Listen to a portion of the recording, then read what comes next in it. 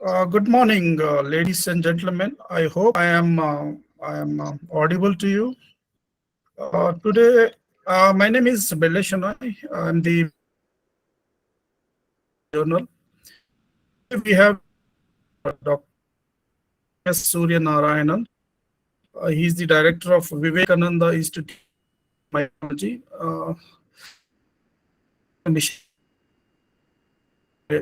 Tamil Nadu, India. He has kindly agreed to give a talk on, on fungal endophytes. People who are not aware of Professor Suri's work, let me give a brief introduction about today's speaker.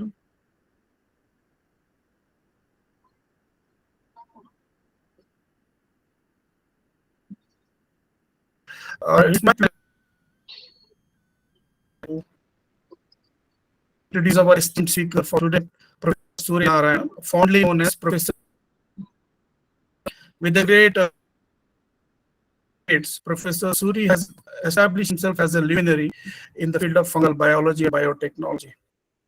Professor Suri's research has significantly contributed to our understanding of fungal endophytes and their potential applications.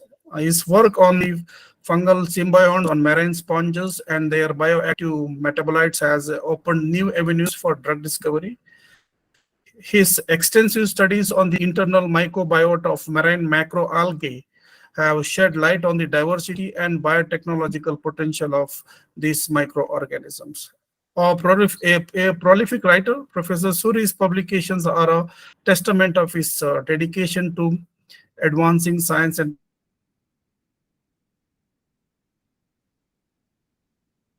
extensively, contributing to the global conversation of fungal biology and its applications. But beyond his academic and research, Professor Suri and mentoring the to this point, one of my seniors at the University of Hong Kong, where I was doing PhD, Dr. Vijay Krishna was the student of Professor Suri. Dr. Vijay Krishna was his MPhil student. Vijay Krishna was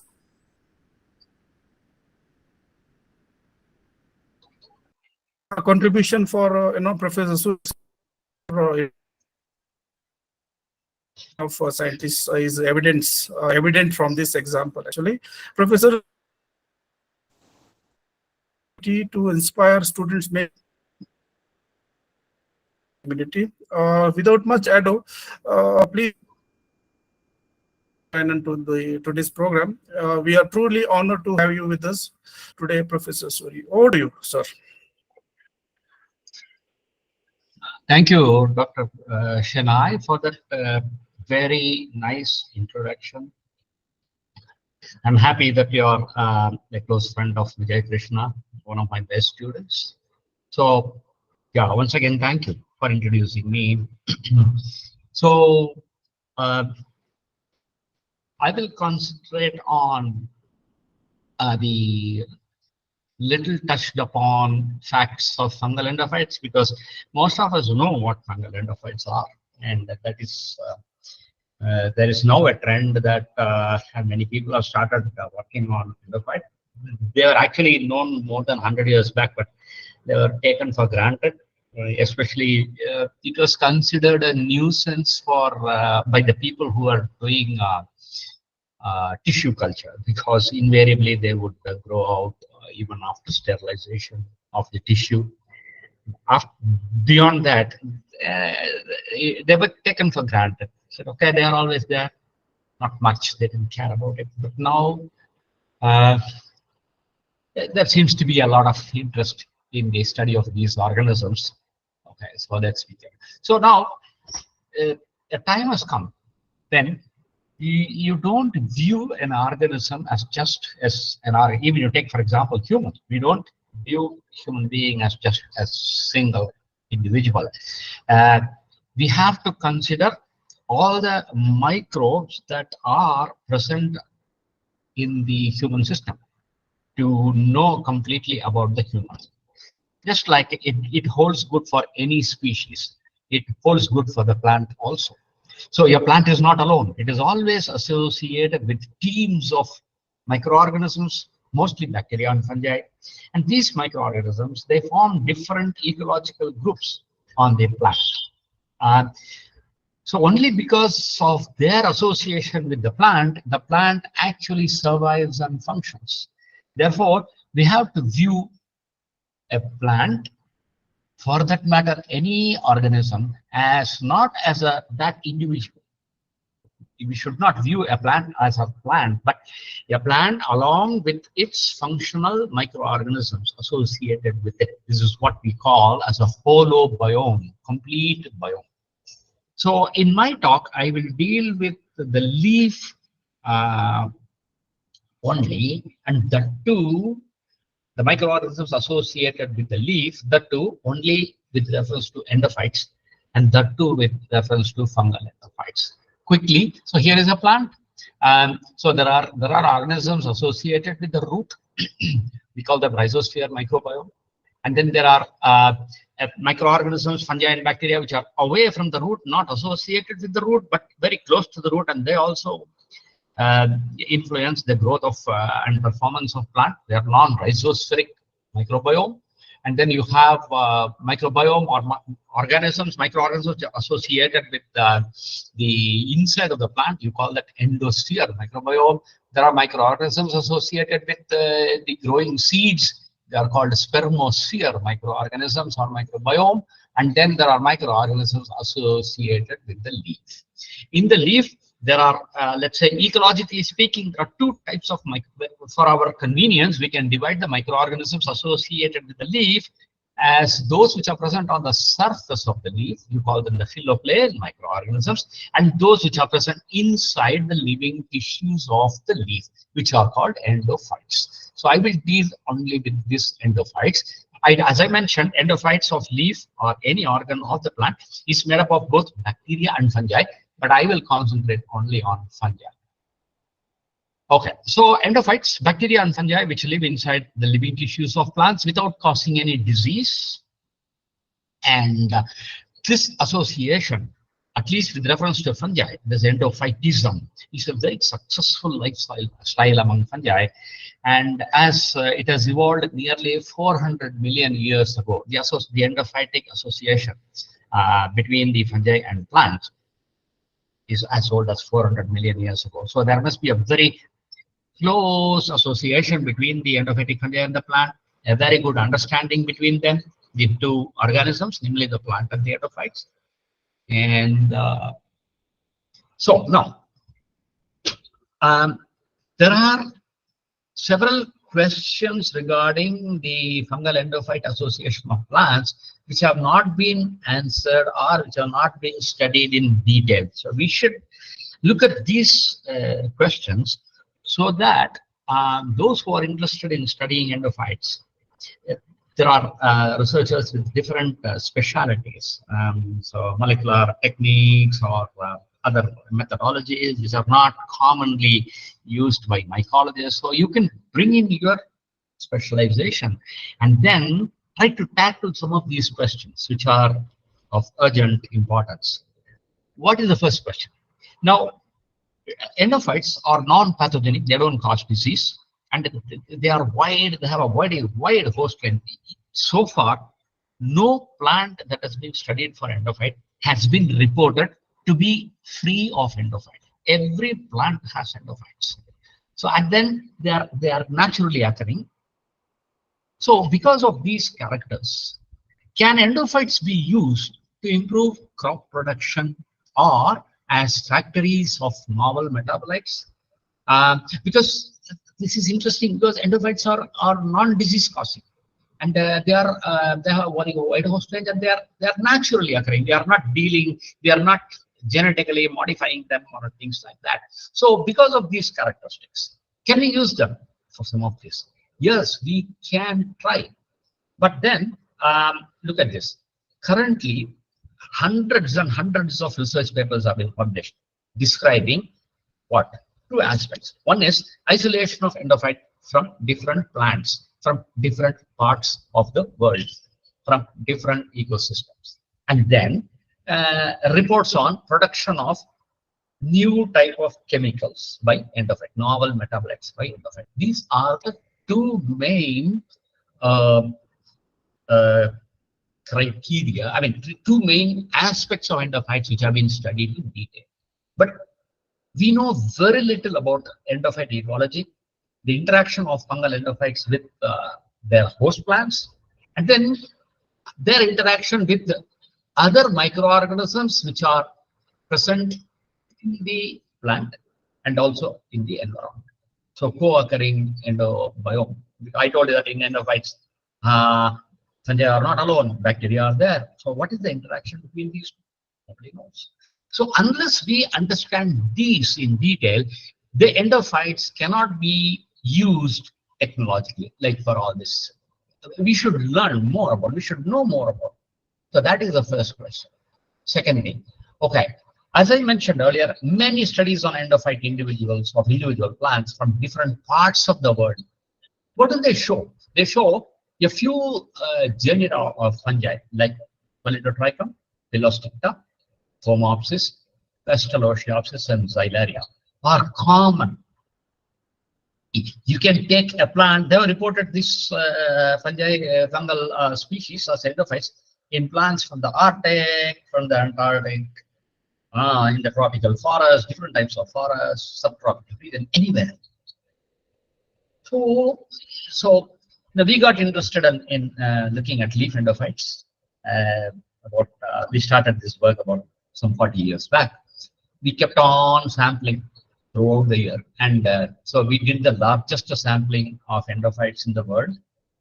We have studied so far 224 different plant species belonging to 60 families collected from different parts of India.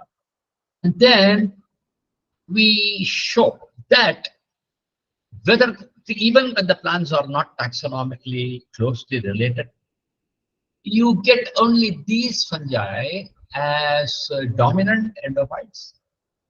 So they have a very wide host occurrence. Now that itself is interesting because broad host range of some fungal endophytes. Now, so we know that plants differ with respect to their secondary metabolites to some extent, so that you can even classify plants based on their chemistry, chemotaxonomy. So the question is, if the plants differ, if the taxonomic groups of plants differ in their secondary metabolite chemistry, it is the secondary metabolites which are acting as inhibitors of infection and all that we know. So how can, let's say, a few genera of fungi become endophytic, infect and grow inside and live forever? How can, let's take Pestalozziopsis. How can that species of Pestalozziopsis, how can it overcome the different chemicals that are found in different families of plant? So that means their competitive ability is very high. And because they encounter constituents of different microorganisms associated with different plant hosts. Not only they encounter different chemicals, they encounter different microorganisms. So how is it they are so highly adapted? Generally, it has been argued that evolution should favor host restriction, especially with reference to pathogens. Wide host range is generally not favored by evolution, because when a pathogen is restricted to a few hosts over the period of evolution, to use unscientific, to use unscientific terms so that you can understand clearly, the pathogen gets used to the chemicals that are present in these plants. So they evolve methods to overcome the chemical defense, overcome the physical defense, interact. They learn to interact with the microbes present already in these hosts. So they are well settled. If they keep changing the host and taxonomically different hosts, that when they try to acquire more hosts, then they have to adapt themselves, for which there are a lot of functional trade-offs. So generally pathogens prefer to be more closely associated, more associated with more closely related host, whether it is animals or plants. Then this is a general rule. How do the fungal endophytes break this general rule? That's a question that we have to learn. So that's one very important question. The second thing is there are several reports showing that endophytes of plants produce the chemicals that are produced by the host plant. One very, very popular example is the production of Taxol which is an anti-cancer drug, as you know, by this endophyte Taxomyces andreanae, which has been isolated from the Taxus plant. And so this has been shown in many, not only Taxol, in camptothecin, in vincristine, vinblastine, azadirachtin, and all that. So if you, so people started. There is a belief that how can a fungus produce a chemical which is produced by the plant? They two belong to totally two different kingdoms. Then that is a strong view that the fungal endophyte, when it is associated with the plant over a period of evolutionary time scale, there should have been horizontal gene transfer between the host plant and the fungus. So the gene for production of the secondary metabolite from the plant has been transferred to the fungus, and the fungus, when you take it out and culture it, it is able to produce the chemical. Well, many people believe in this, but then what happens is, in all these fungi, when you subculture the fungi, when you take the fungus out from the plant, and in the nascent culture, there is a very good production of the chemical. You subculture it, there is a drop in the production. Subculture it again, further drop. And after a fourth or fifth subculture, the fungus doesn't produce any chemical at all. So sequential subculturing reduces the production of the plant metabolite by the fungus. So so why is this? If the fungus has the gene horizontally transferred from the host, it should keep on producing, whether you subculture it 100 times or 200 times. So to know more about this, we did this work. We chose a pathway called terpenoid indole alkaloid pathway, which is present in all plants. This pathway, TIA pathway, is present in all plants. And we discussed whether this pathway is present in the endophytes. So you can see this paper in Current Science 104. I'll explain that. So here, this is the TIA pathway in plants. The TIA pathway, this is, it involves two pathways in plants. This is a shikimate or shikimic acid pathway, which is there in the plant. And then there is a mevalonate pathway, MVA pathway. These two pathways occur in any plant. And then, let us say, the end product of this pathway is cicologanin, a chemical called cicologanin. The end product of shikimate pathway is tryptamine. So this tryptamine and cicologanin, which are the products of two different pathways in the plant, they condense together and produce a compound called strictocidine. The condensation of these two chemicals is catalyzed by an enzyme called strictocidine synthase, which is present in the vacuole of the plant. So this chemical from this pathway, this chemical from this pathway, they are condensed together by this enzyme, strictocidine synthase, to form strictocidine. Okay, so what does this strictocidine do? This is the strictocidine, and that is the mother compound from which more than 1,800 alkaloids are produced by plants, which includes quinine, strychnine, vinblastine, vincristine, camptothecin, etc., etc., etc. So more than 1,800 indole alkaloids are produced by this compound, only from this. So, and you can see this.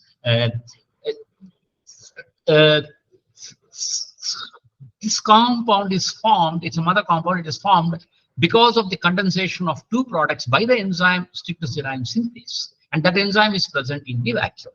Okay, so if the fungi, endophytes, are producing the plant metabolites like these, then the fungus should have the gene for citric acidine synthase enzyme, STR gene, should be there. When we analyze the whole genome sequences of several fungi which are there in the GenBank, we found that fungi lack this STR gene. They don't have the gene for this enzyme, citric acidine synthase. So they don't process it. Because the gene is not there, citric acidine is not formed by the endophyte, and then the downstream enzymes are also not there, genes are also not there. So how do the endophytes produce? Then when you transfer an endophyte from a host, how do they produce the compound when they don't have the gene? So we came up with some hypothesis. Maybe the endophytes don't have STR gene for condensation, but maybe some other enzyme does the same function. Then if so, what is that enzyme? But then this doesn't answer the decaying question. Then when you subculture the fungus, then why should there be decay of the chemical production? So now we know that fungi possess plasmids. So it is possible that endophytic fungi may harbor STR gene on some of their plasmids in the cytoplasm, and or STR gene may be carried in a plasmid within a bacterium which is found inside the hypha of the endophyte. So the endophyte has a endohyphal bacterium which has a plasmid which has the STR gene, and that lives within the hypha of the fungus. And then when you transfer that fungus to the medium, it starts producing, but gradually the plasmid, whether from the endohyphal bacteria or from the cytoplasm of the fungus, they start decay, which is very common. And the loss of the plasmid or the endohyphal bacterium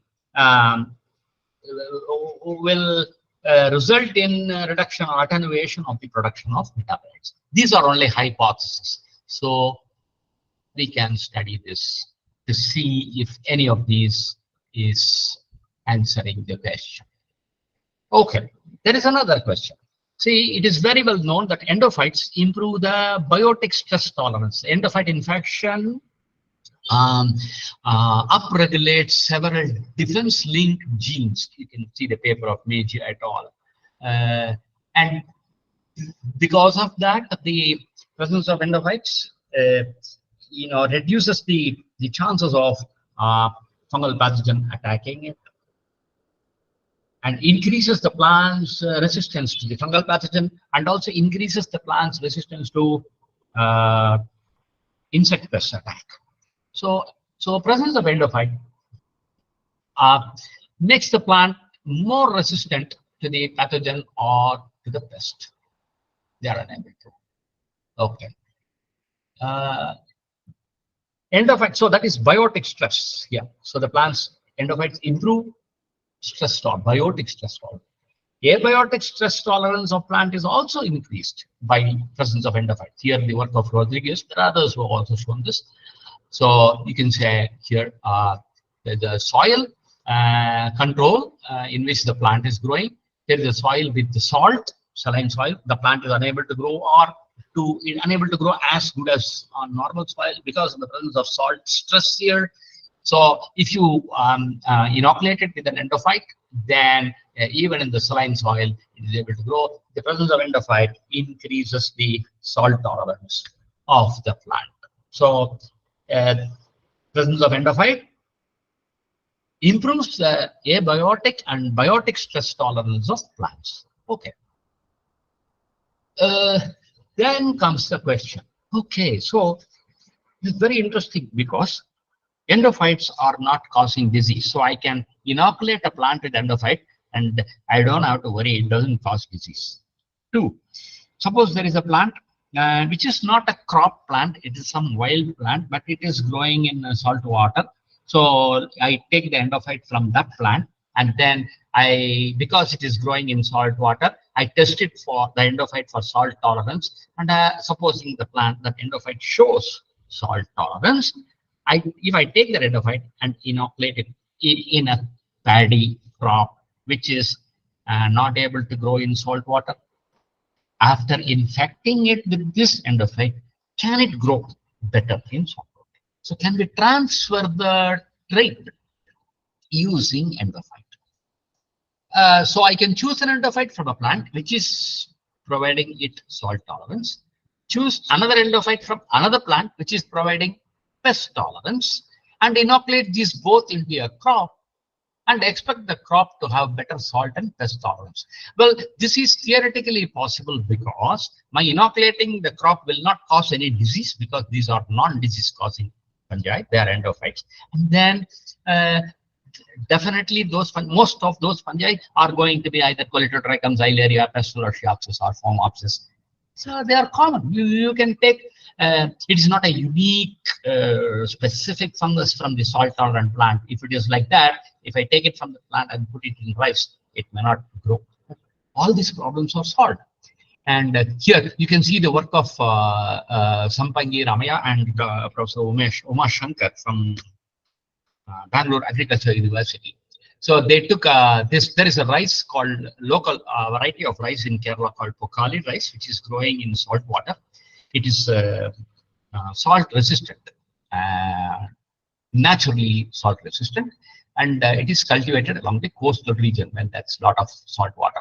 So what they did was they isolated a fungal endophyte from this rice, and they found it a salt tolerant Fusarium species, and they inoculated this Fusarium, salt tolerant Fusarium, into a normal rice cultivar, which is which cannot grow in salt water, because it is one which is grown not near the coastal region. But when they transferred the endophyte to this non-salt tolerant rice cultivar, it is able to grow even in the presence of salt. Here you see endophyte plus salt. Here endophyte minus salt, not much growth. So yes, it is possible to do this and to improve crops performance. Okay. So now comes the question. See, yes, we are able to show this. Then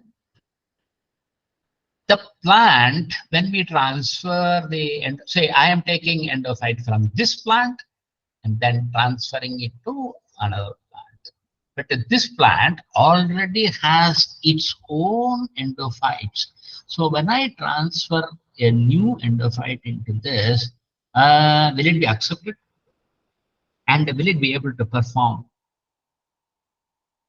for a long time? Suppose it performs for about 1 week or 1 month. That's of not much use. So we need to know that. So here is our study. So here is mango leaf. We found out what are all the endophytes present in the leaf. So we get A, C, B, whatever. These are different species of endophytes which are found in the leaf. So these are the native endophytes of the mango leaf. Then what we did was we treated these leaves with systemic fungicide and continuously for 6 months, if I remember right. You can refer to this paper inside of Mohandas and myself. So we treated that with continuously with systemic fungicide, and then we took the leaf and then saw what happened to the endophyte community. And we found that of some dominant endophytes we could not eliminate even with systemic fungicide treatment, but other satellite species were not there. They got they were eliminated by the endophyte treatment, by the systemic fungicide treatment. Then we said, okay, leave it, let us wait. So we stopped spraying the systemic fungicide. Then we allowed the leaf to recruit more endophytes. Then we took that leaf and then found out what type of endophytes are there. So when we saw the endophyte assemblage in this leaf, we are seeing new fungi, fungal species, Y and X, which were not there originally in this. So what does it show? It shows that X and Y species of fungi are capable of surviving as endophytes in mango leaf, but they are unable to infect when the native endophytes are there. When some of the native endophytes are eliminated by systemic fungicide treatment, probably some competition is removed or whatever, alien endophytes are able to establish themselves. So what does it show?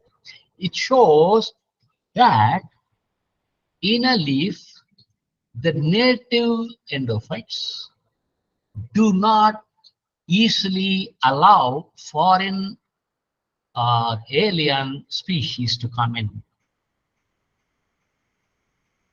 If this is going to hold true, then even if you find a very interesting endophyte which is having ability to confer abiotic and biotic stress, if you isolate it from one plant and transfer it to the crop that you want, it looks like it can be there temporarily, but it cannot be hosted by the plant permanently because the native endophytes would not allow that. Now, is there any way to solve this? Well, theoretically, there is one way. This is a non-crop plant, and in that non-crop plant, I am finding an endophyte which has some very desirable property. So the question is how to make a foreign endophyte with desirable qualities to make it a permanent resident in a crop so that our crop will perform better.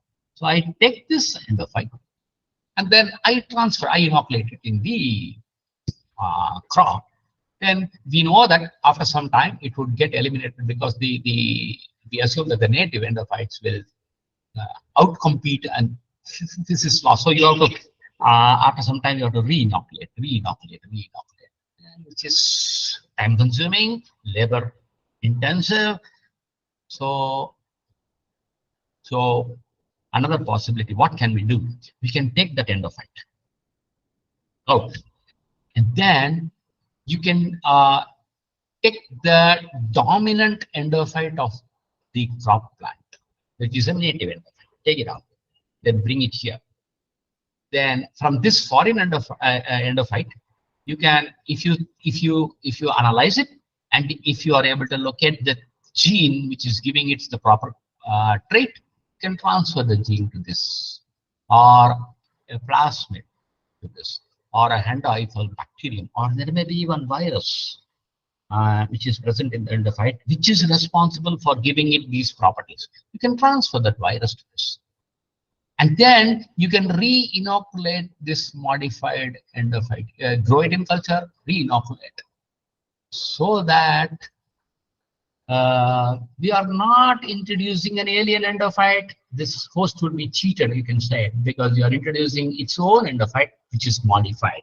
Is this possible? This is another question that one can look at. Okay, then there are other questions.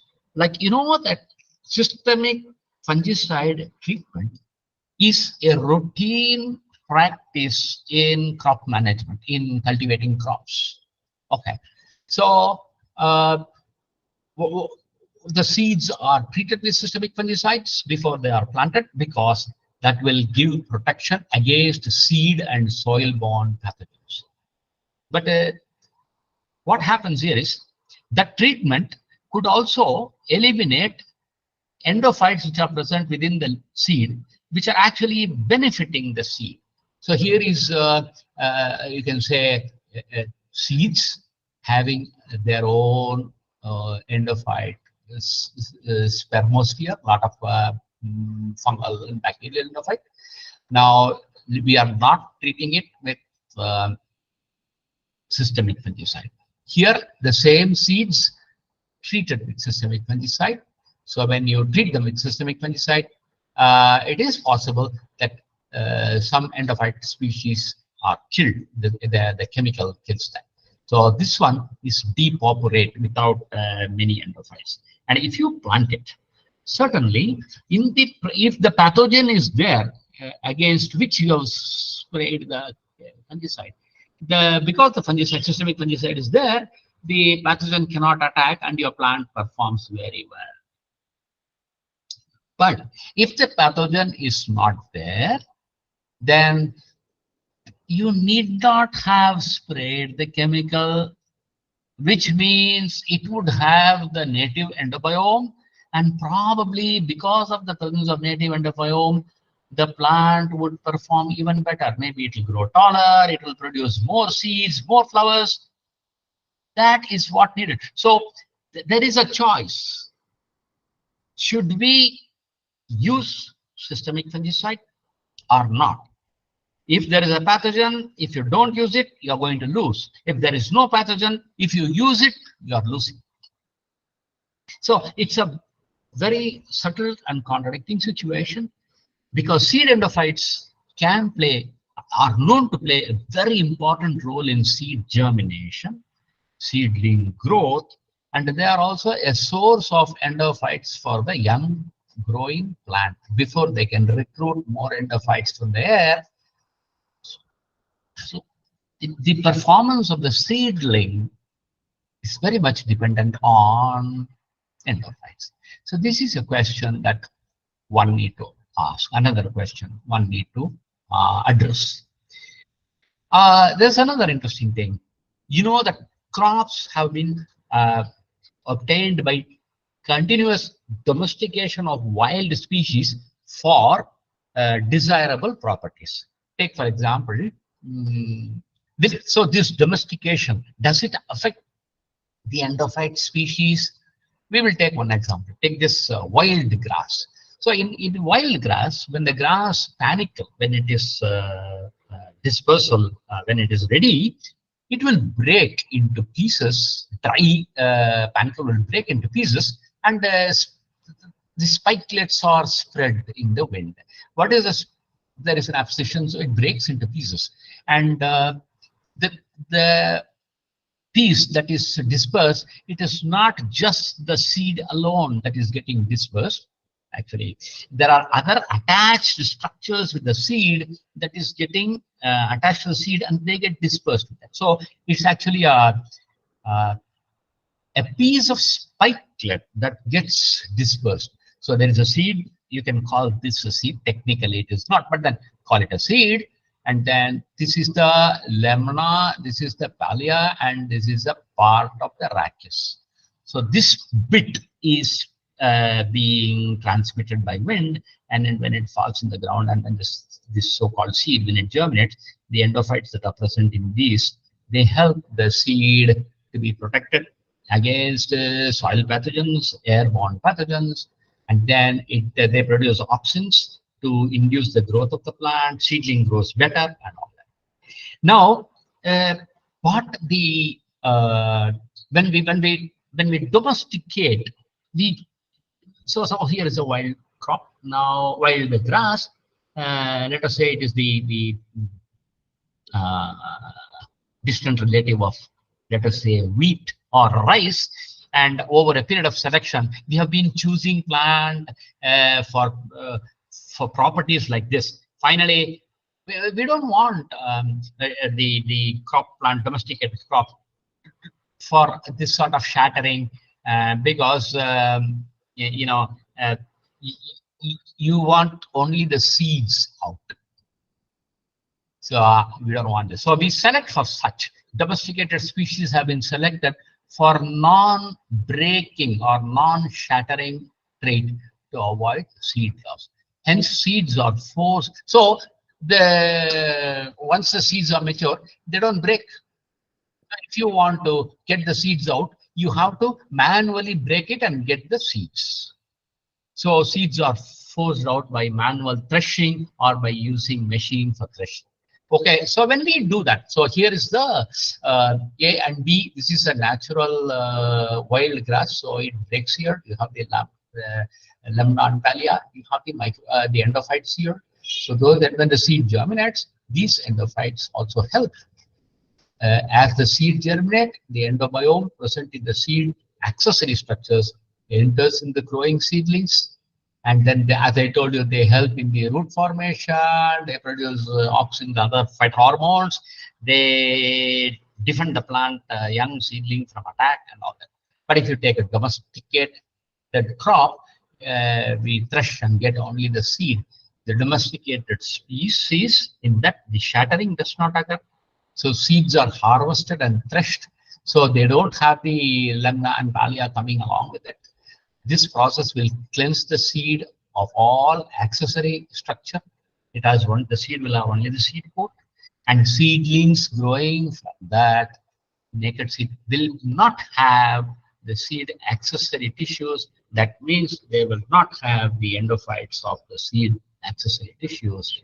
And then there is loss of endophytes, and that would, you can expect that to reduce the performance of the crop. So what do we do?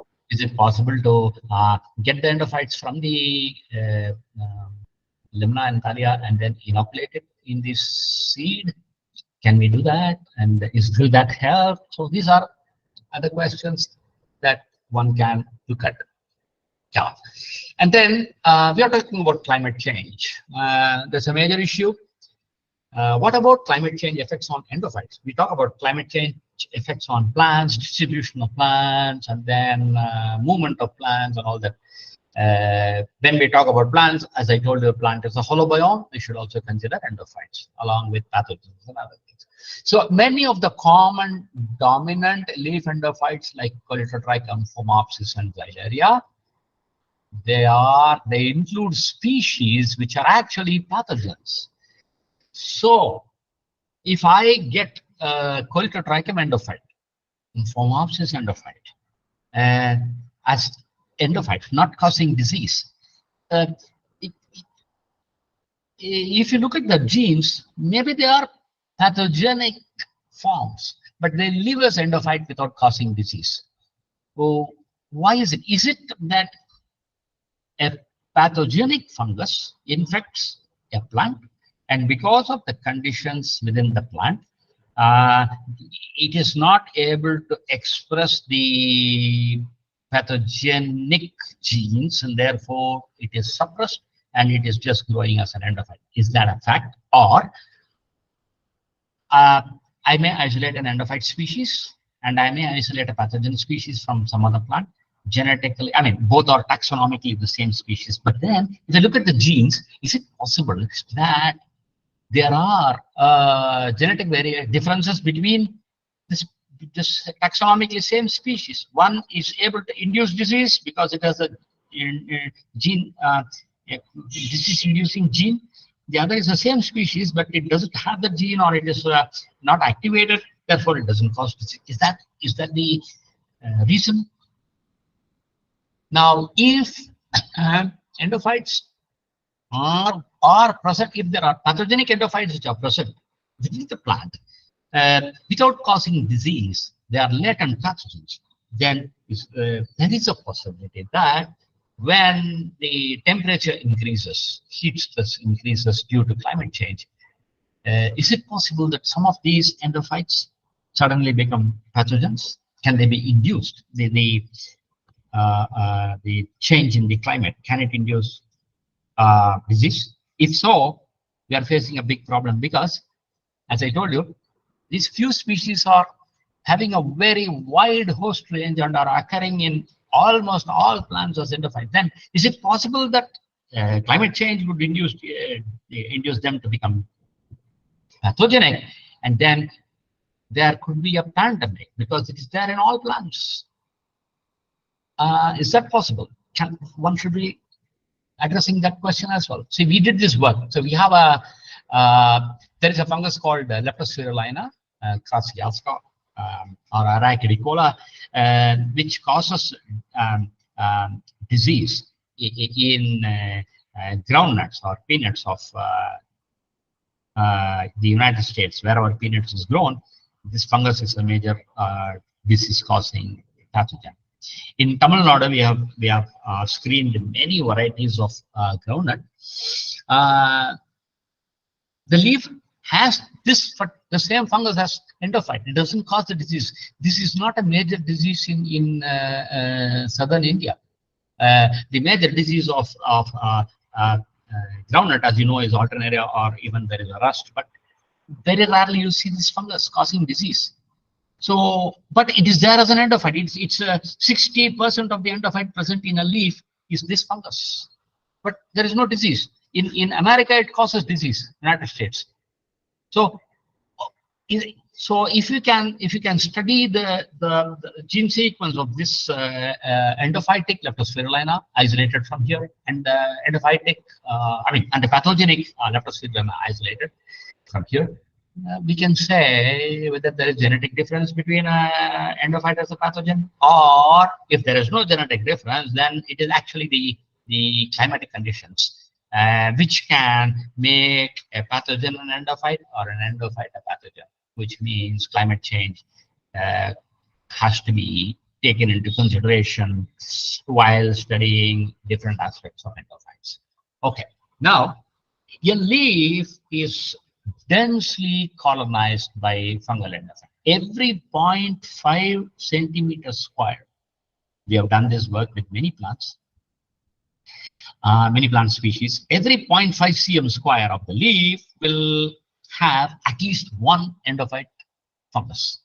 The same endophyte fungus may be, so here is a leaf, let us say this is a beetle leaf, and then every 0.5 cm square is having one endophyte, at least one endophyte. It might have two, sometimes three.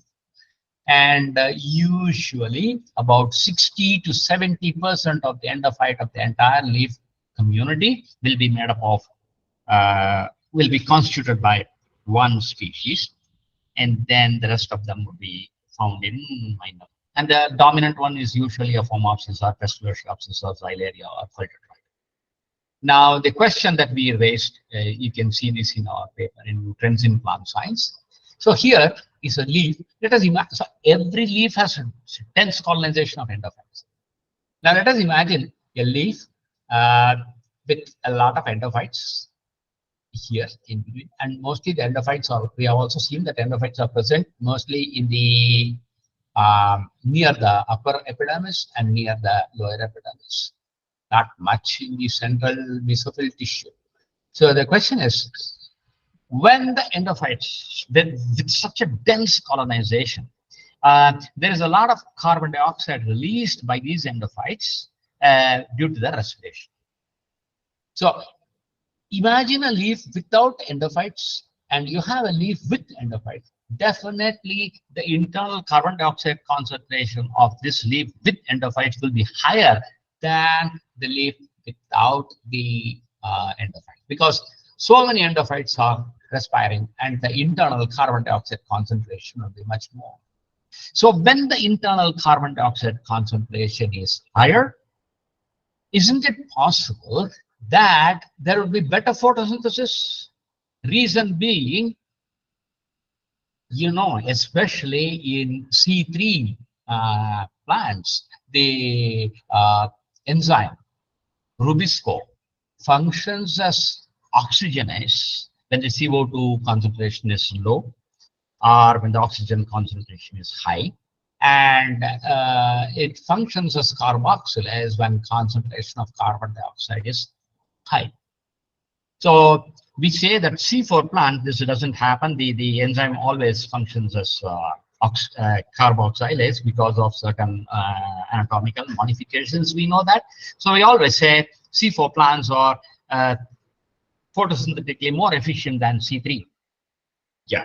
Now in C3 plant, and is it not possible that whatever photosynthesis we see right now in C3 plant is because of the, in addition to, of course, the respiratory CO2 of the leaf and also the CO2 taken in by the from the atmosphere?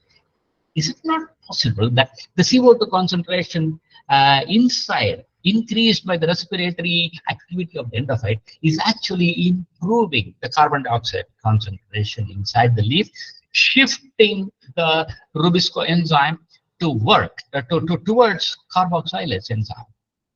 So if this is so, can we inoculate a leaf with more of endophytes so that there is more CO2 production and you can make the C3 plant do better photosynthesis? This is a question that it's only theoretical, I mean, hypothesis.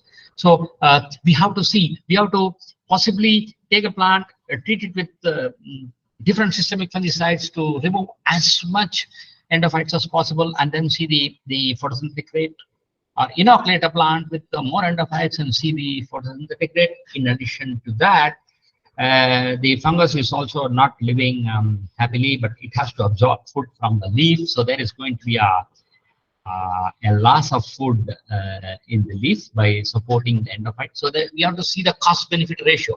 But those things come later. This fundamental question, can endophytes be used to increase photosynthesis, at least in C3 plants? Is a question that one has to look at. So we are now coming to nearly the close of this.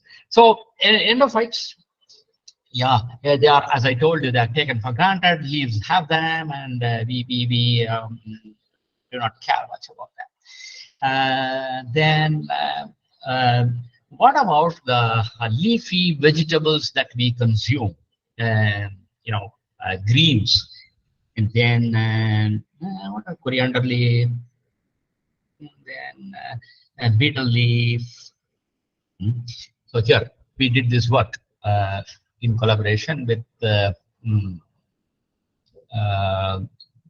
Professor Karlowski and his team, who is an expert in the study of aflatoxins. So here is a beetle leaf. So what we did was we took a mature beetle leaf from the vine, from the beetle plantation, and then looked at the endophytes that are present there. Well, the Fusarium, we did see Fusarium pallidorosium and Fusarium mangiferae, along with so many other endophytes. But these two Fusarium species were present in very low number. They were satellite species, very low number. But when the leaves were harvested, they are sold in the market, and the leaves are stored, they are sprinkled with water, and they kept nearly fresh for about 4 or 5 days, or even 7 days, and then sold as spawn. And then so we collected such leaves periodically from the market and looked at the endophyte. And we found that the endophyte community changes when the leaf is stored. What happens is the percentage, the colonization frequency percentage of these two Fusarium species increased with storage period.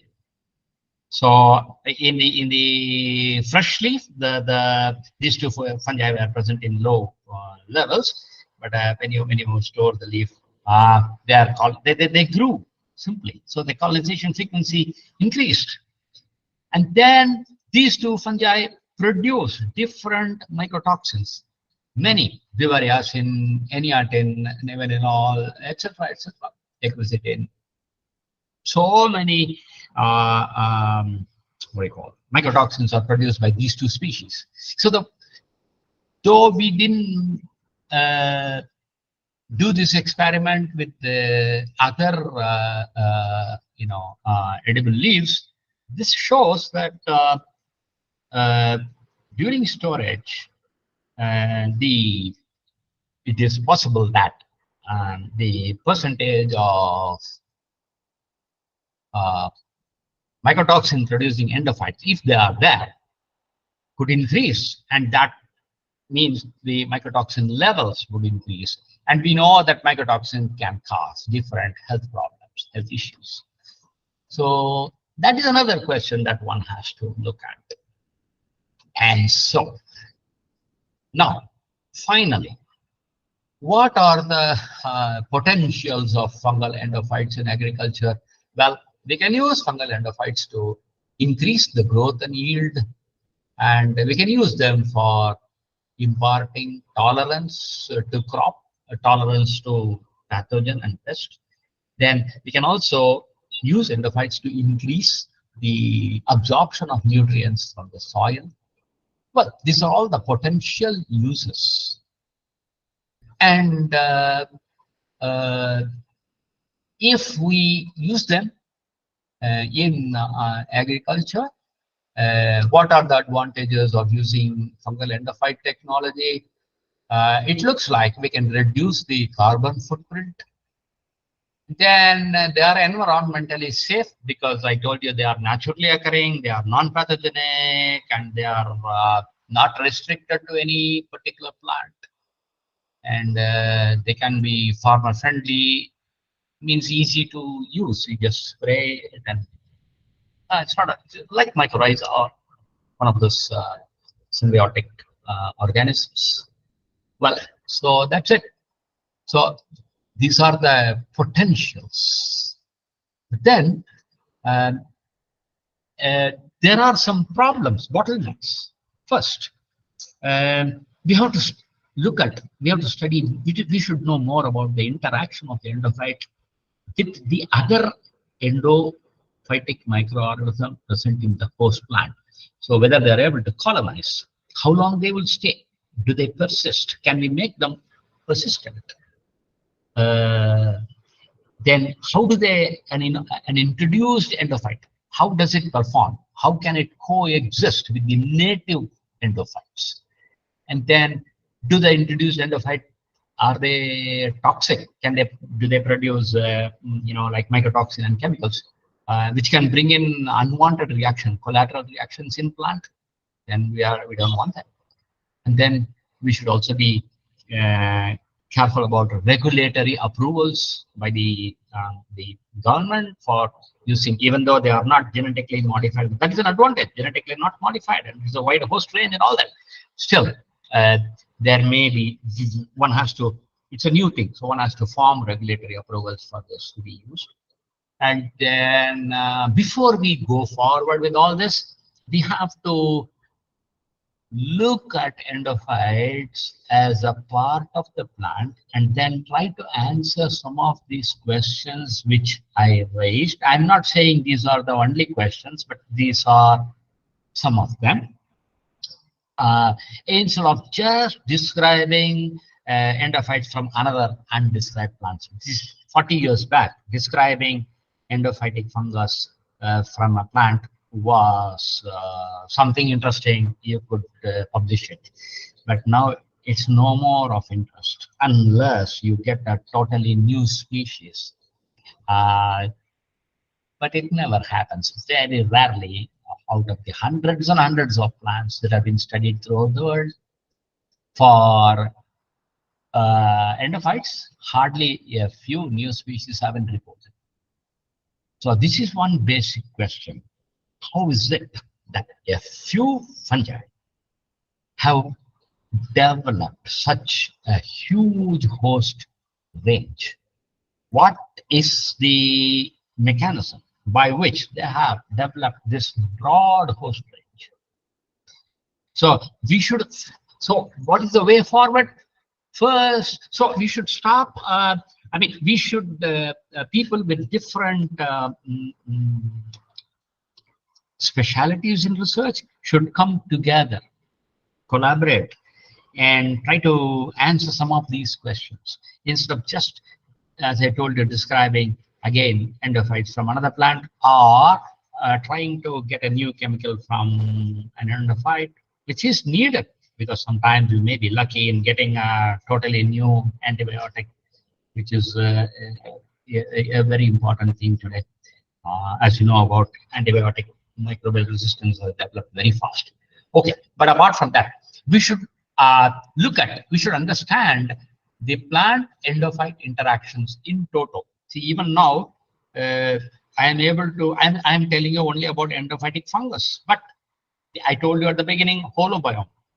We are not talking about the other endophytic microorganisms present in the plant, like for example, bacteria. So what is the interaction between the fungal endophyte and the fungal endophytic bacterium which are present within the plant. Those things are not clearly known. And selection of endophyte for crop combinations. So we have to screen many endophytes and choose the one may be fit enough for introduction into rice. Another may be good enough to be introduced into wheat. So we need to do a lot of studies on this host endophyte combinations, how they work. Then what are the mechanisms by which we can increase the so-called shelf life of endophyte products? And finally, we should also develop certain unique technologies, like is it possible to genetically modify endophytes to at least, if not, if you cannot, if there are rules against introducing such modified organisms into a crop plant, at least can we grow them in culture, and with such genetic modifications, if they produce certain metabolites which can be used to improve the crop productivity, that would be nice. So these are the things that young scientists should look at.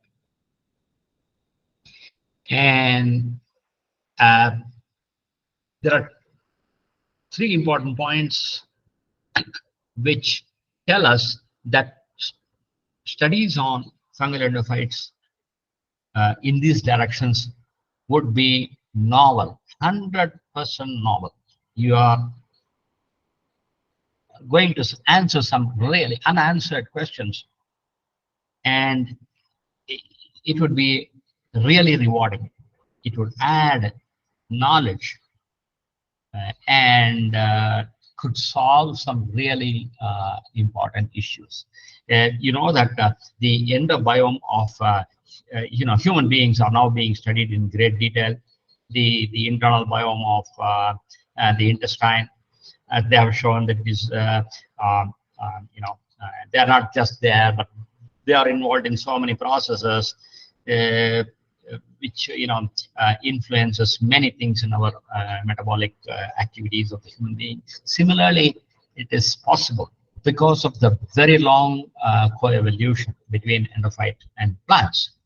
It can be assured that endophytes, what we see as the growth of the plant, as the performance of the plant, is ultimately a sum total of the microorganisms that the plant supports. So it will be really worthwhile studying these endophytes from these angles. So with this, I thank you all for listening to me, and my special thanks are due to Dr. Belle Damodara Chennai, CSIR National Institute of Oceanography, for giving me this opportunity to share my ideas with you and to give this talk. Thank you very much. I'd be happy to answer some questions if you have. Thank you. Thank you, Professor Suri. Can you hear me, Professor Suri? Yes, I can. First of all, thank you very much for that master class on endophytes. I have a couple of questions myself. The first question is, excuse me. I mean, the commonly accepted narrative or commonly promoted narrative is that the endophytic fungi are the nice guys. And they help the plant, they help the host, and then sometimes they cause diseases. How about the alternate narrative? How about the alternate narrative that these these fungi are actually the bad guys, probably pathogenic ones, but sometimes they are and act very innocent. They act as if they are helping the host. What are your views on that? Well, it's like Well, one thing is the plants do not or cannot live without the endophytes, and there is a possibility that some of these endophytes are actually pathogens hiding as non-pathogenic fungi till the right, let us say, environmental keys are present so that they can become sudden. So far, such a sudden outbreak from endophytes has not been noticed, epidemics, but it is possible. One. Second thing, at least with reference to leaf, in a leaf, you see a community of endophytes in which 60 to sometimes even 85% is dominated by one species, and then the rest of the 40 or 15%, there are species which we call minor species, or you can call them satellite species, but they are not considered at all. But it is very interesting because, like in any ecosystem, it is possible that the minor species, some of them could be keystone species, which may be having different roles. They may be even preventing the potentially pathogenic endophyte from being an endophyte. So whether the whether the endophytes are pathogenic, maybe, yeah, not all of them, but some of them maybe. But we can, it appears that we cannot eliminate. The plant has to harbor. That's the complete plant. And how many of these are endophytes? I mean, how many of these are actual pathogens? Are they hiding? Or in addition to that, are there pathogenic fungi which are pathogenic in some of the plants but are truly endophytic in some plants? Or is there a genetic difference between a pathogenic isolate of a species and an endophytic isolate of a species? Or finally, the question is that is still not solved: did the pathogen evolve into an endophyte, or an endophyte evolve into a pathogen? These are questions that have not been solved yet. Thank you very much for your sharing your views on that. Second question, Sir. Dr. Srinivas, please wait. Thank you. Dr. Professor Suri, my second question to you is that, you mentioned that looks like there are limited fungal species acting like endophytes in a wide range of host species or plant host species, right? That's what I understood from your statement. Yeah. See, if a fungal species is what our taxonomy says it is, right? And basically those were identified based on morphotaxonomic characters. So many of them found to be cryptic species when we used multiple, species recognition criteria. Or some of them have been, described or redefined in a very restricted way in terms of their species boundaries. So is it really reasonable to tell that there are very few fungal species, playing the big roles in all the plant hosts as endophytes? Is it really is that simple? A good question. But so when we did ITS, we did only ITS. We did not do any other sequencing. When we did that, we did see that the same species, molecularly identified species, occurs as endophyte in geographically distant places. One fungus, one species could be seen occurring as endophyte in orchids of Arunachal Pradesh, and also in not orchids, but I mean orchids of Arunachal Pradesh, and a plant not belonging to Orchidaceae from Andaman Islands. Then one from Kerala, and another one from a tree in the dry deciduous forest of Mudumalai. So it is possible that and you know, this especially Colitotrichum, Fusarium, Pestalozziopsis, these are the morphologically identified species that are widely common. And the taxonomy of these species are complicated, as you know, Fusarium and Colitotrichum and things like that. So I'm not sure about that, but at least I would put it this way, at least at the genus level, even morphological identification is good enough, at least at the genus level. Why are these 5 fungi alone are dominating the endophyte assemblages of leaves of disparate, taxonomically disparate host plants, and which are also present in distant geographical locations, Arctic, Antarctic, Amazon. When I was in the Amazon, we did the, you know, this what is that? The Victoria Amazonica huge leaf. So we were interested in looking at the end of it just for fun. We looked at it. The students were, I was supposed to train the students for endophyte isolation and study. So I chose this leaf so that I could get a chance to go in and collect that leaf. And we were very disappointed because again it was Pestalozziopsis. Of course, we didn't go to the molecular identification. So it is strange. It is strange. So just I'm tempted to ask the third question because you talked about a select group of genera, fungal genera, kind of dominating the endophytic scene. See, there could be some culturing bias. You know, what we get are the fast-growing ones. You know, Colitotrichum, Fusarium, maybe Pestalozziopsis. Yeah. Maybe application of non-culturing methods or NGS methods probably change the whole scenario, right? Right. You're right.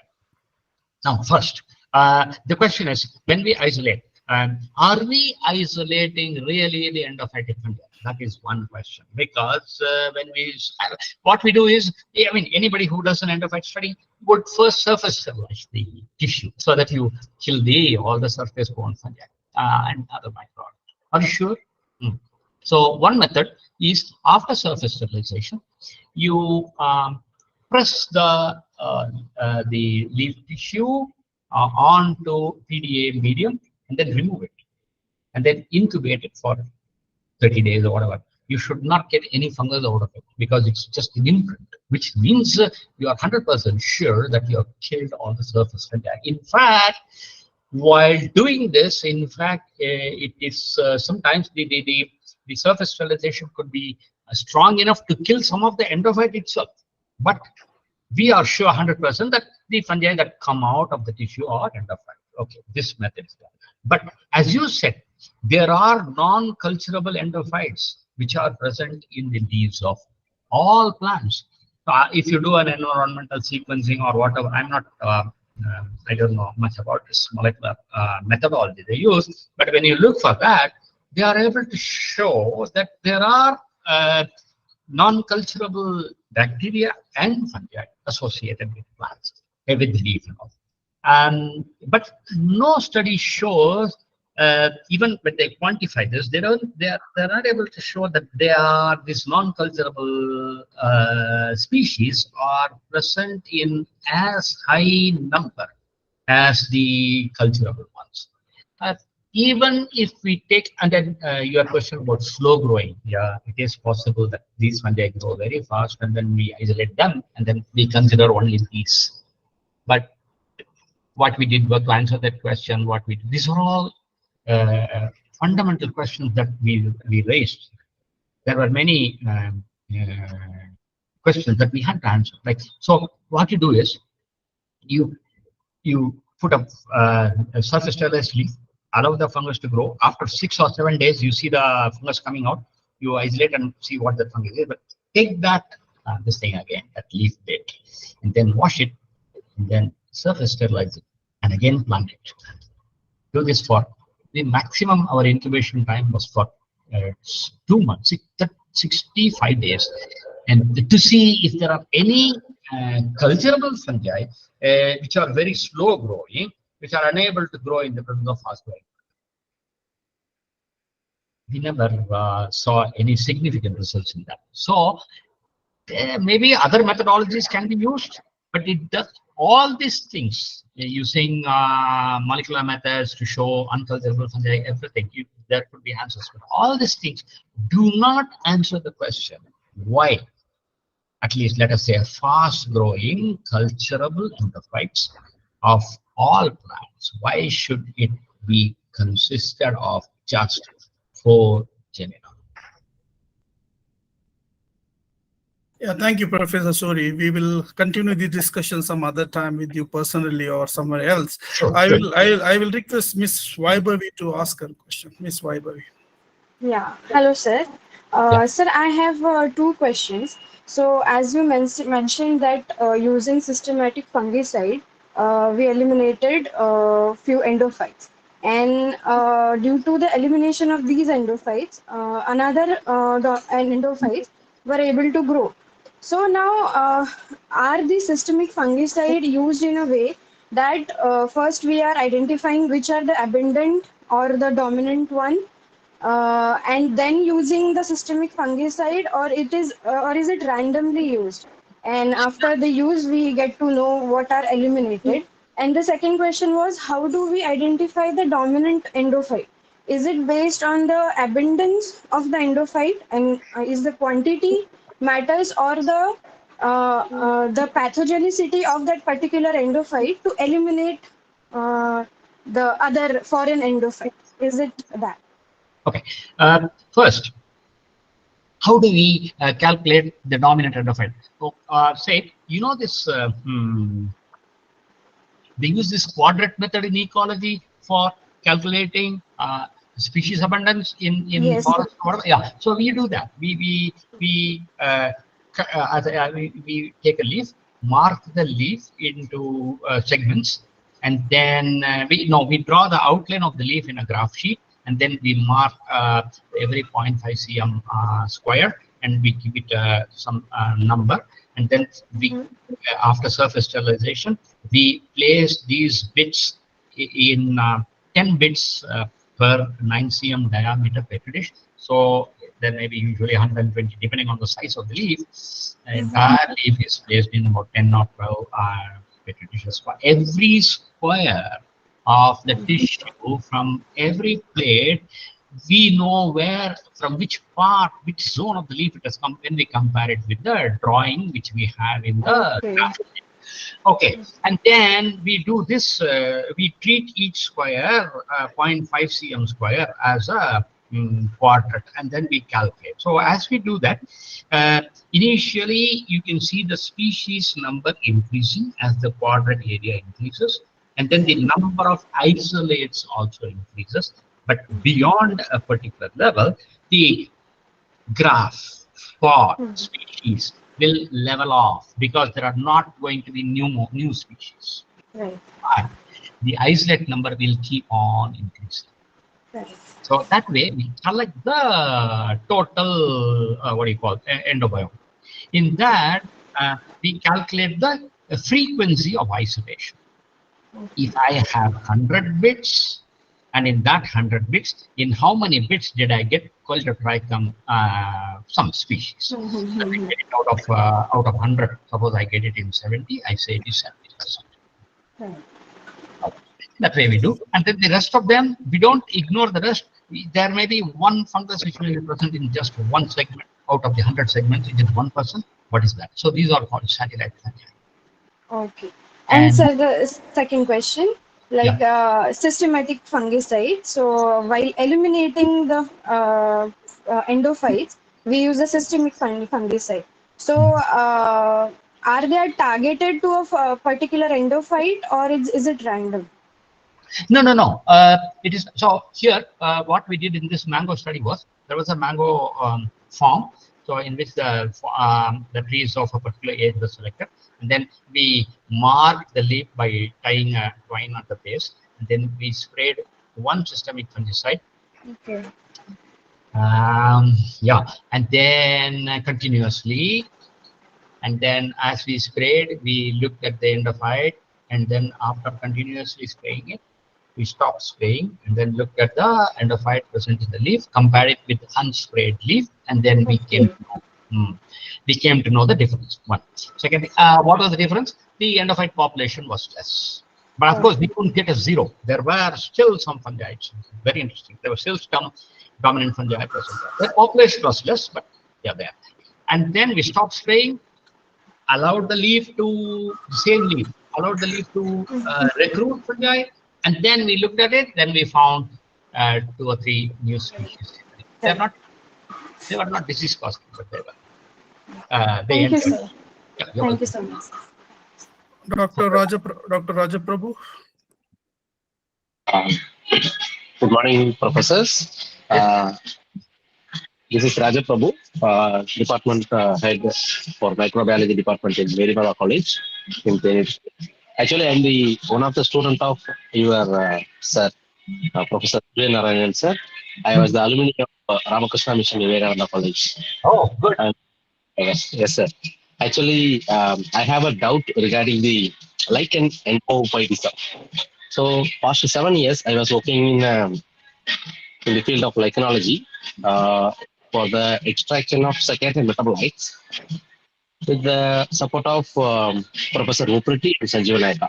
So they are asking for the guidance, which was seeking the endophytism from the lichens, whichever Oshimura and you, Professor Suryanarayanan sir, from 1985, you published a paper on the endophytism of lichens.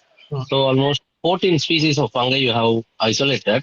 Actually, last 3 days before, we have isolated a lichen for the endophytic fungi. For we isolated the Xylaria as a common species, but Xylaria fusarium is one of the common and most spread over the species. But comparatively, the other fungi, pathogenic fungus like Aspergillus, Penicillium, and Fusarium, we identified. We got, but how we can use it for the whether it was beneficial or else the harmful, because the Aspergillus was one of the most widespread fungal species which was causing many disease to the isolators like the researchers. So how we can use it as the, for the not only the secondary metabolites, for other aspects also like biomedical, biotechnological, as well as bio fuels, all those things. Please explain this, sir. Yeah. See, Aspergillus is a very interesting genus because, as you know, it has been worked out very well. Aspergillus niger. Flavors also, if I remember right, that gene sequence is very well known and all that. So, even if you get an Aspergillus or a Xylaria, which Araneurospora, which produces harmful chemicals, but it also produces good chemicals. There are ample, I mean, there is a very good chance of uh, uh, transferring that gene to a non-pathogenic Aspergillus and getting things out of it. There are papers regarding this. You can refer to papers by secondary metabolites by Dr. Schulz from Germany. We also have we started this work on fungal endophytes of lichens, and we came across an endophyte from lichen. We published it, first paper we published with Hariharan of MSSR.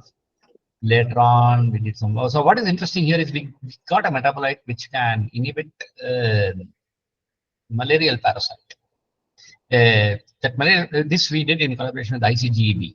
That malarial parasite, which was resistant to the malaria drug, chloroquine, but and also this chemical inhibited that, and also it did not damage the RBC.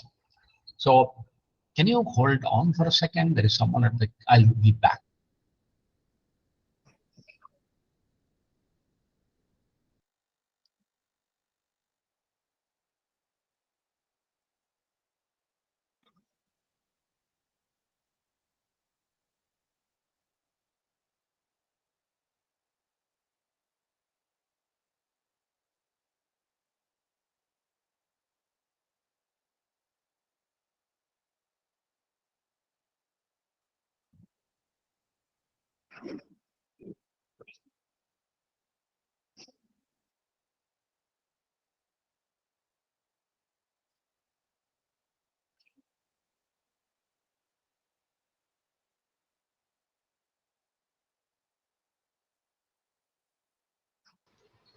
Yeah, sorry. Can you hear me? Yes, sir. Yes, sir. Yeah. Professor. It doesn't matter now because there are platforms which can be used for expressing different types of genes. So you don't have to worry about that. That need not be a major concern. If you are able to get some compound, then it is possible to express it in a relatively non toxic species. That's one. And what was your other question? I identified some giant species. So that also producing only few metabolites, like not two peaks. So I identified from the thin layer chromatography technique. So that was checked for assessed for bioactivity of antibacterial as well as anti-diabetic activity. It was curing and doing the good validation in the in vitro as well as in silico method. So I tried for the process was going for in vivo model. So that Okay. also valuable for comparatively. I think one of my senior, Mr. Sunil Kumar, and he was a student of yours. So he actually the anti-cancer activity metabolite, which was eluted from the common mushroom, like that. So I tried for that. And in this case, my question is, aspergillus, whether it can be useful as a biomedical aspect material Yeah, for the right. current future scenarios. Good. So what is needed is you need to collaborate with some organic chemists or perhaps people who identify structure of compounds and then just try to find out what this compound is. Most of the times, you should not be disappointed if it happens to be a compound which is already known. Then it happens that way many times. But sometimes, if you're lucky, you may get a compound that is totally new, and that would be really interesting. So we need to explore. You're right. One could go on exploring. Only then we could hit at the right compound. Yeah. Yes, Professor. Thank you. Actually, we are attempting almost to four compounds, which was new and eluted from the lichen, which is not growing the lichen composed like thallus.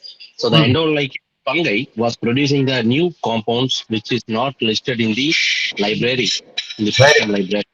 good. Thank you, Thank you. Professor. It's inspiring us Oh, because thank of 1985, you and Japanese scientist Ishito Omura, he also studied in the, isolated the fungus in the same time, but you hold the highest place. Thank you, sir. welcome. Welcome. Professor Suri, Professor Suri, it's already 12:32. Would you like to interact with for 10 more minutes, please? Yeah. No problem. Yeah, Arvind, please. Thanks for the opportunity, sir. So it was a it was amazing talk, sir. The questions what you raised, it was very great, which has been covering from all my years with my this one. So I have my follow-up question, sir. The first question you said about the fungus, which is the wind blasting. I was just very curious in my 2 years back in that. So you said about the fungus is not able to produce a wind blast and wind crystalline because of STRI condensation, the gene which is absent. So my question is like after the subculturing over a period, it reduces the wind blast in production. So what is the use for the fungus to produce this wind blast in other chemical which is being produced by the plant? So what is the use for the fungus, sir? Yeah, that's a good question. So why should the fungus produce a secondary metabolite Yeah. and compost plant? Yes. So if you look at the hypothesis we proposed, it is accidental. It just there's a movement of plasmid from the one of the hypotheses is there's a bacterium which has a plasmid, and that plasmid, it's all because of the plasmid. It's Okay. interchange plasmid. So it is possible that the plasmid moves into the fungus, and therefore and that carries this chemical gene for synthesizing this particular chemical, and then therefore you are able to see that in the culture. But the plasmids diffuse Yeah. through the mycelium, and then after some time there is no production. So it is possible that it is a plasmid, it could be endohyphal bacterium, it could be endohyphal virus. But these are all just hypotheses. We have to see why this happens. Is it really due to this, or what is the reason? The question, like what you raised, is really a fundamental question. Why should the it's of no use to the fungus? It looks like. Why should it produce that? Yeah. It need not waste its energy. Yeah, technically, it should not be able to do that. That is another reason why we think that the production of see, even for Taxol, there was a paper by two Germans who showed that the Sterling was a person who became very famous by describing this endophyte from Taxus plant, and he called it Taxomyces andrianae, and he showed that there are many different publications after that which showed that the endophyte from other plants also produce Taxol. Yeah, so the Taxol gene, the synthesis of Taxol as a compound by the host plant itself involves 20 genes. Yeah, true. So. Yeah, I saw that paper. You could have seen that. Yeah, and yeah, they do not occur as a chain on a chromosome. Yeah, they are dispersed different chromosomes. You're right. Yeah. So then, what are the chances of an endophyte picking up one gene after another from different chromosomes and then bringing together and then getting this Taxol gene in it? Yeah. The chances are, I don't know, 1 in several billions maybe. So they have questioned that they say that this is not possible. Then the observation that Taxol is produced by the endophyte, at least for a few subcultures. Okay. You have to answer that. I mean, there is a, how does it do? That's it. Yeah. So can like the major reason for the endophytes to live inside the host of the plant, it says like we are not affecting and they have the same the chemical reaction, the compounds which will be released in the endophyte as well as the plant, making it like I am also a navy cell, so do not affect anything like that. So is that it's living like a spy, indicating the same morphology of the chemical what you have and I have, so it's being in the same friendship way? Is that is a way it's reacting, or like it's it need the help of the plant, so it's taking the gene, so that is what is doing it, so really? Yes, you know, like if you take just one leaf, there are, as I told you, every 0.5 cm square is colonized by at least one endophyte. Now, all the endophytes need not be endosymbionts. There could be pathogens which are behaving as endophytes for the time being, so latent pathogens. There are real endophytes which will never cause disease. Okay. And then there are going to be casual residents. Spores are flying in there, and they could get in through the stomata, and they don't do anything. There may be coprophilous forms they may produce, and we have seen Sporormiella spore present as endophyte. But do they really contribute anything to the leaf or to the plant? We do not know. No. Maybe they are there. When you grow it out, it comes out as endophyte, so you record it as endophyte. So there may be casual residents, there may be latent pathogens, there may be really associated endophytes. And then there could be a lot of interaction. We can expect a lot of a web of interactions between the endophytes, among the endophytes, and different, just like in soil. So with all these things, there could be what you call, as you said, spies, or you can call them, or cheaters, and there, it is possible that there could be two endophytes, one producing antibiotic, and there are A and B. And then there could be another endophyte using that chemical as a food. We don't know. Okay. Okay. So the satellite endophytes also play a role. We should know what role they play. That would be interesting. It's a community, just like soil. Okay. So my second question, sir, when you said about the experiment in mango, it was very interesting, the mango part. So I believe like the endophyte in the plants, we have our microbiota in the guts and mouth, so and so places. So the endophyte of the fruit, what it been, it also comes with our part of connecting to the gut microbiota. So does it the endophyte connects to the gut? It really help the gut microbiota and helps the human in other way for the development? They have no idea. Okay. Good. Yeah, we eat fresh fruits Yeah. and the food and salad and things like that. What about the endobiome of the vegetables? Do they do Yeah. anything? Yeah, because like the fruits more than the vegetables, the fruit contains some good amount of endophyte. But so when the endophyte we eat and it contains good fiber, and as we see now, we are spraying a lot of the filter, so on, so the thing sanitation is happening off. So the gut microbiota is being reduced than compared to our ancestors. So which means the endophyte is being a direct role in our gut microbiota. I feel, yeah, yes, sir. So what is your point? I guess it needs to be, it's a good point, but it needs to be studied. Okay. Whether they really contribute, and if so, how do they interact with the local endobiome that is present already in the intestine? Okay. And many questions are possible. How do they interact when antibiotics are there? When somebody is sick, when you take an antibiotic, and Okay. then they contribute anything?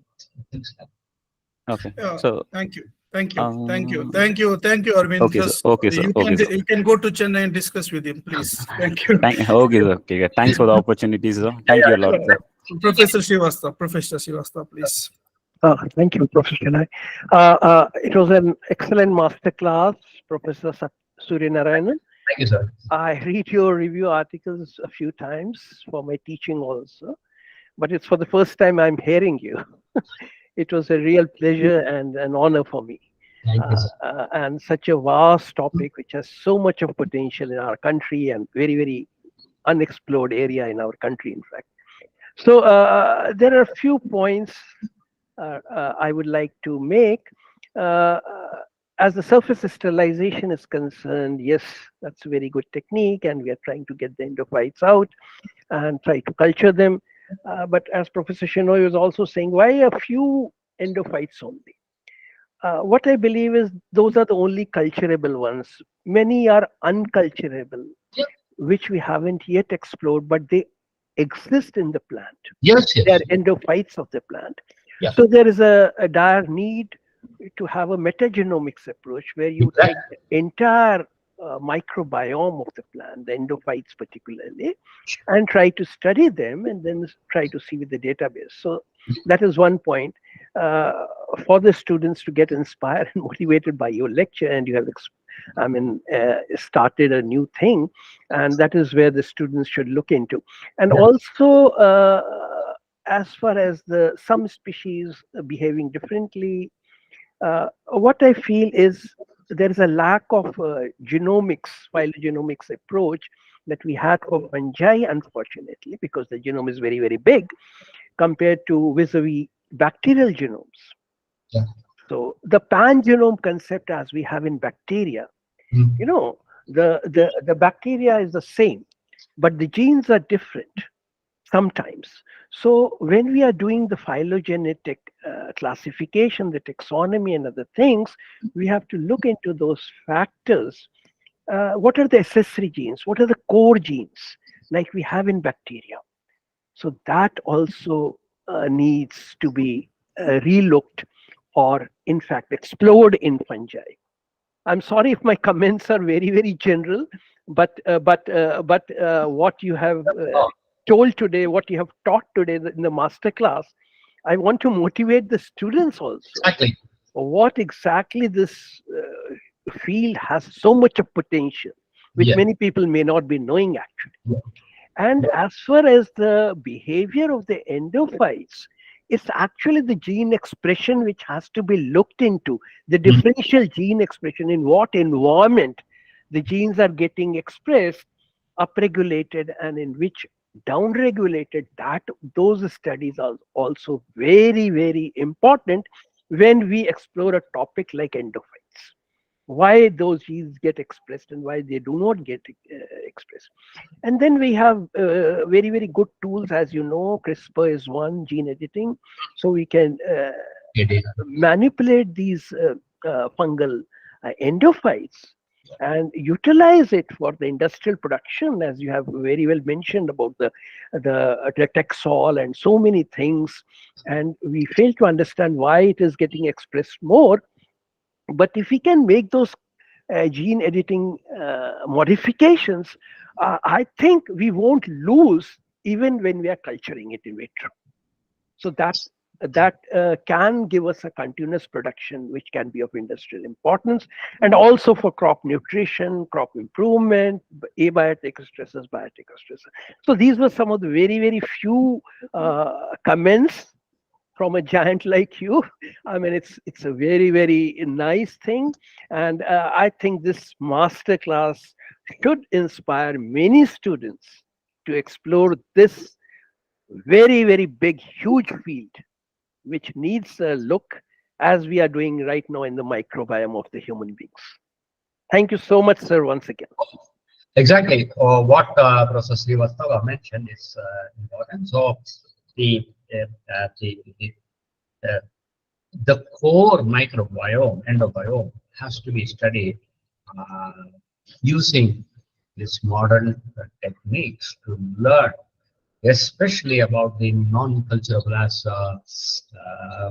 Professor Chennai mentioned. They play a very important. We do not know why should they be there. So, and then before I, with the request of Professor, the permission of Professor Chennai, can I take just one more minute? Sir, we can take 5 to 10 minutes. Yes. Oh, excellent. I forgot to mention, not forgot, I actually did not mention another aspect. So, the endophytes in many leaves we found.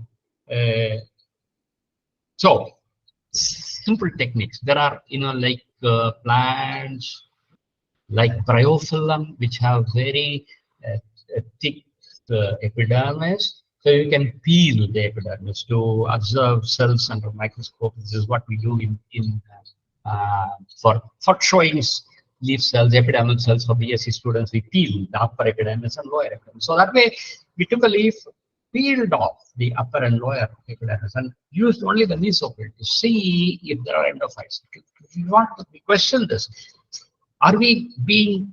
I mean, is it the surface sterilization? Is it right? Everybody is doing it. So we did that, and we did see fungal endophytes in this mesophil tissue. So they are there. And then there are also many electron microscopic studies using this deep green fluorescent dye showing they are there. But non-culturable, yes, that's a very, very important thing. And another thing is, we found that we reported this first. There are some endophytes in a leaf. There are many endophytes. But when the leaf falls to the ground after abscission, what happens to the endophyte?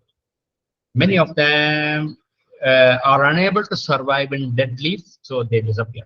But there are some endophytes which were present in lower percentage in the living leaf, which will shift their lifestyle to become a litter leaf degrading fungus.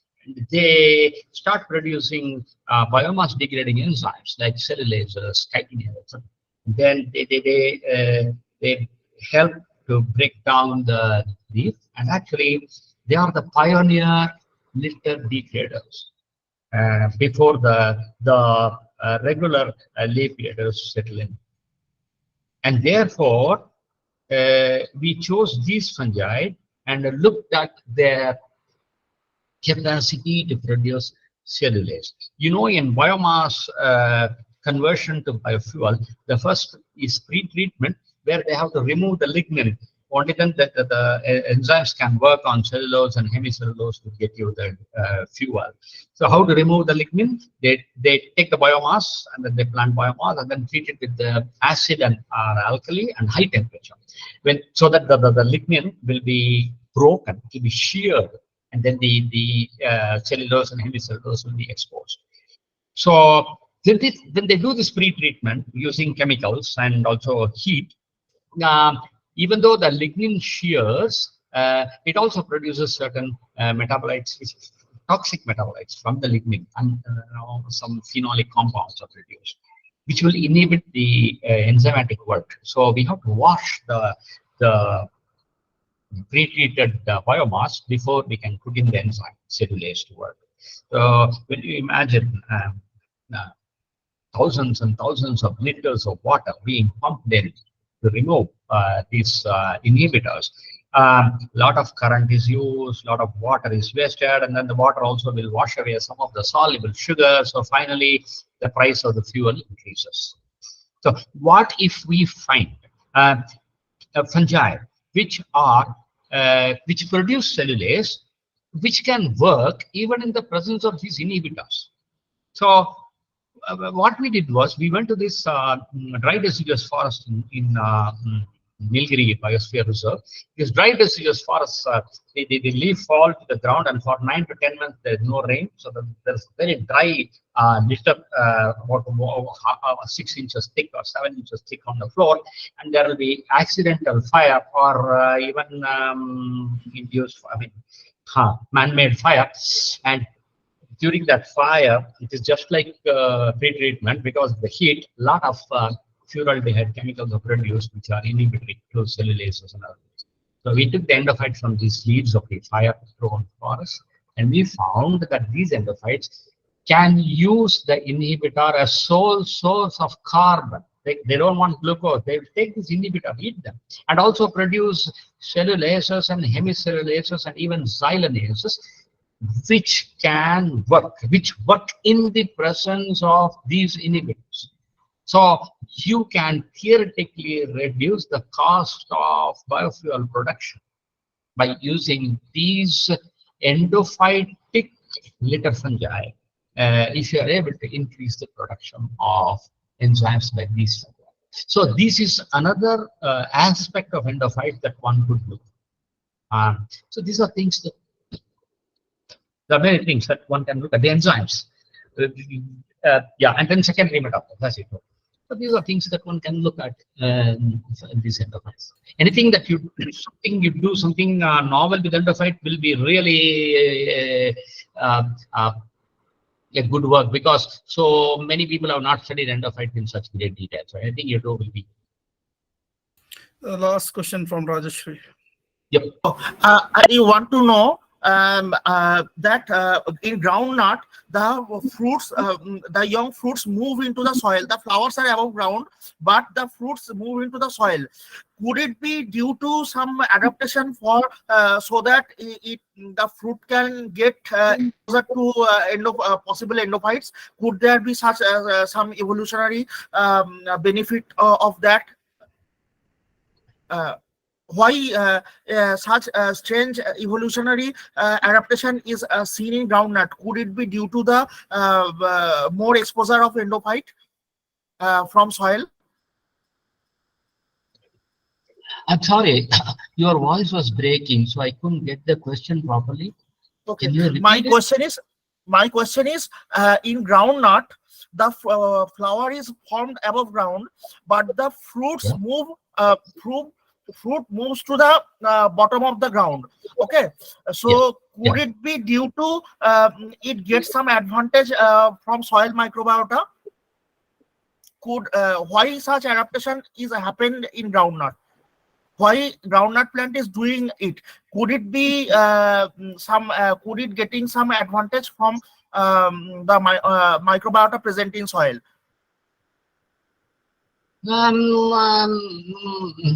I have no idea, and we cannot guess. Okay. And my second question is, I due to shortage of time, I move to say the second question that the metabolites endophyte produce. Could it be that some of them are for signaling, so that they can make a friendship with the plant, host plant, such as such as the mycorrhizal, they produce some lipocyto-oligosaccharides for signaling purpose. So could it be that the endophytic fungi produce so many compounds? Is that for signaling purpose also? Yes, it is. That has been clearly shown with reference to root endophytes. Root endophytic fungi, within the root, these endophytic fungi produce certain chemicals which, they attract azospirillum and other type of bacteria which are beneficial to the plant. They also produce phyt hormones. And in one case, they have shown they produce chemicals which inhibit root pathogenic nematodes. So such a thing can happen in leaves as well. One has to look at it. Yeah. Okay. And one other thing I want to know, last question, my last question, that is, I want to know about the fine root endophytes, Mucormycetian fine root endophytes, MFRE group. What are these, and what are the current informations about them? Current information, no, I'm not aware. I didn't look at that. Okay, thank you, sir. Sorry, yeah. Oh, it's okay. Thank you, sir. Okay. Ladies and gentlemen, I'm really sorry I cannot allow this discussion to continue. It's a very difficult decision to make, but we must stop before we go for our lunch, I guess. Yeah, Professor Suri will be giving one more lecture. Keep your questions ready, or you can email him. I have already shared his email address in the chat box. Thank you very much. I know there are some really interesting questions in the chat box. I will share those questions with Professor Suri by email. Probably he can try to answer some of them in our MycoIndia group or MycoAsia group, or maybe as in the form of a Word file he can share with me. I can share with the groups. I have already shared the feedback form in the chat box. Please, feedback form for the participants. Please submit the form, and it will be active till 1:15 p.m. Professor Suri, thank you very much for this master class, and we will have one more master class from you soon, maybe after a month. I think for participants, they might take 1 month to digest the information and knowledge they have received today. I'm very much glad that we have you today, and you have generously spent your time and patiently listened to all these questions. I wanted to thank you and appreciate you for this effort of yours. This is something that is really needed. Your MycoAsia journal, and not only that, the interaction that you have created, it's amazing. It should be done. This is what we are lacking.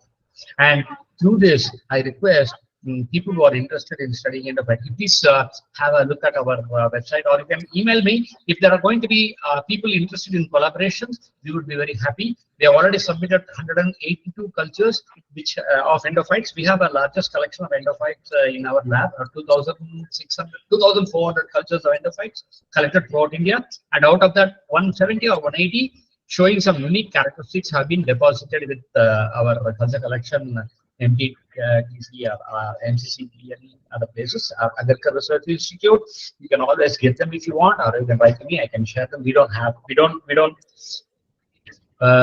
what do you call that? We don't charge anything for these if you are going to do research. And if you want to interact or collaborate, we'll be very happy.